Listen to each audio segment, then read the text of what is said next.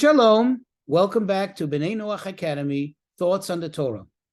Please remember to hit the like button, to subscribe, and please share this wisdom and inspiration with friends and family. If you look in the book of Deuteronomy, chapter 20, verse 19 and 20, where the Torah discusses the rules of what an army is allowed or not allowed to do when laying siege on another city, especially the Jewish armies.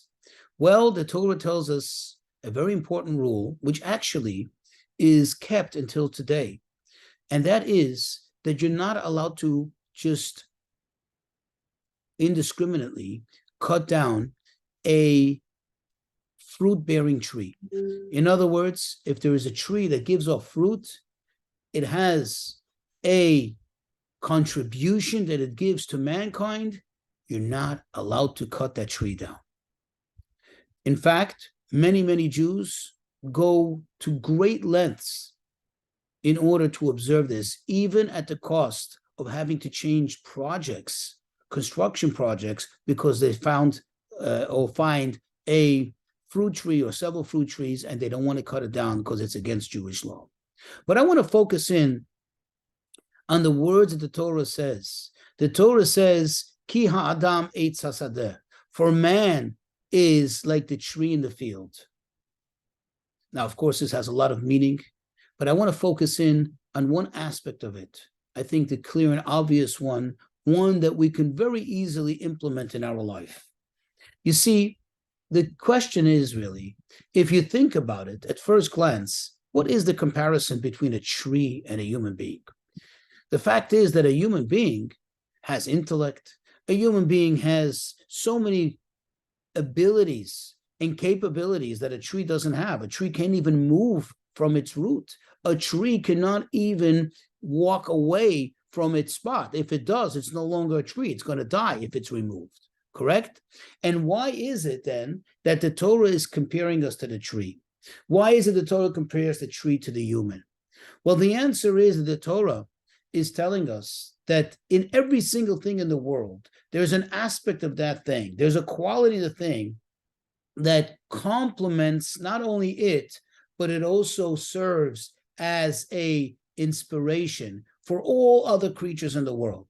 And in this particular matter, the tree is a great inspiration to mankind. Man, in fact, therefore, has to be like a tree, should be like a tree.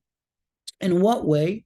Well, specifically, if you look in verse 20, the Torah says, only a tree that you know that it's not giving off any food, it does not give off any whatsoever effective means of nutrition for others. In other words, it does not provide for others. Well, then that tree could be chopped down, because that's where it's clear and obvious that that tree was put here in this world to serve a means, a source of lumber, timber, firewood, building material.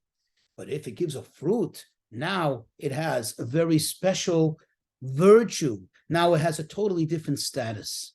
And this is a message for the human being. You see, the human being, of course, has many needs. The human being exists. The human being needs to survive. The human being needs to live. The human being even needs to have a good life, enjoy life. But that's not why we're here. That's not what makes us special. That's not what puts us into the status of, quote, a human being that's like a tree. Only when we produce, only when we provide for others, only when we give pleasure to others, we give satisfaction to others, like fruits of a tree do, that's when we become so important that, quote, we cannot be cut down. We should not be cut down. Of course, it doesn't mean, God forbid, that if a human being is not, quote unquote, producing, that we have a right to cut them down. But it's telling us that in the sense of importance, in sense of virtue, they don't, so to speak, deserve or have the value of what a human being should be. And this is a very important lesson, especially today on the 15th of Shvat, the 15th of the Jewish month of Shvat, which world over is celebrated as the Rosh Hashanah, the New Year's for trees.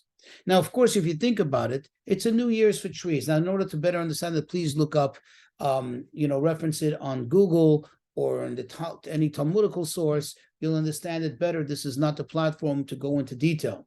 But getting to the point, why is it that we celebrate it? Why is it that we even recognize it? Well, this is the answer, because this is a reminder to us. This is a wake-up call to us, the human being.